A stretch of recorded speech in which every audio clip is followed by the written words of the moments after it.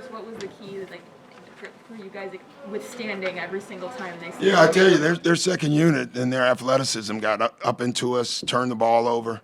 It's one of those games where I thought we never had the ball in the right guy's hands in the second half with the second group. You know, what we try to teach them is whoever is pressuring you, give it to the other guy. And I thought we were trying to fight that tonight.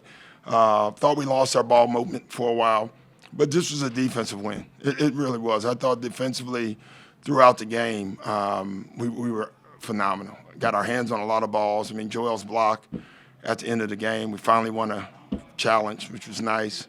And then I thought the last 3 plays, the execution was really good overall. You know, we got Seth in the right spots. It was good.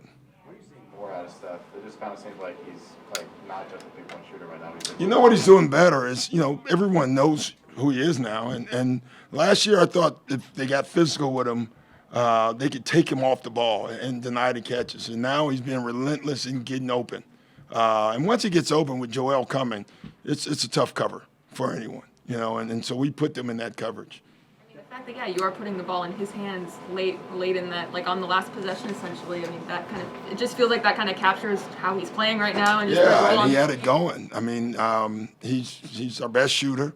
We had our best player in the action with him. So they're going to give you one of the two. They're going to trap him, and Joel's going to get a shot, or Seth's going to get a shot, or we're going to get a ball swing where someone we came out with the one play with the ball swing for Tyrese to drive because we felt like they would go help. They did. That's why the second time Seth got open because they didn't want to help, you know. So, you know, they're executing. Speaking of Tyrese, I think he had 0 turnovers today. Yeah. So what kind of progression are you really kind of seeing? Yeah, I liked him today. I didn't love him today, honestly. I didn't think he was at the basket as much as he could have been. You know, he's got to be more aggressive. I thought we put him back in with that second group, and he let everybody else handle the ball. And we were trying to explain to him that's why you're on the floor, for you to go downhill and make plays for the shooters. So we'll get that corrected. Joel is always critical of your defensive success, but without a couple of your starters, important defensive starters at that, Yeah. I guess, what are you seeing out of him at the defensive? He's been good, him and Drum overall. I mean, just active, big play at the rim. You know, really big play. I love when bigs go after dunks. Half these guys in the league won't go after because they're worried if they get dunked on. You know, I love the Alonzo Mourning approach, you know, and I thought Joel took it. But, I mean, going after DeRozan, that's a big play. It's a game-saving play. Doc, on Monday you had 7 players in double figures. Tonight you had 5, almost 6, with Matisse at 8 points. What do you think of just the way all the scoring coming just from all different angles? Yeah, the ball is moving. You know, it's funny, at halftime, we were shooting 55%, and I thought we missed literally 12 wide-open shots. And so it was strange. I was frustrated. Second half, I thought their defense got into us and pressured us. But the key was we kept moving the ball. And if we keep doing that, you know, we found Matisse late for a dunk. You know, that's trust. That's something we wouldn't have done early in the year. Seth comes off, throws it to Tyrese for a drive. That's something we wouldn't have done last year. So we're doing things better this year that we wouldn't do last year. It seems like this season we're running a lot more like screening actions, like double drags and splits. Yeah. Is that more of a function of your personnel changing? Yeah, personnel.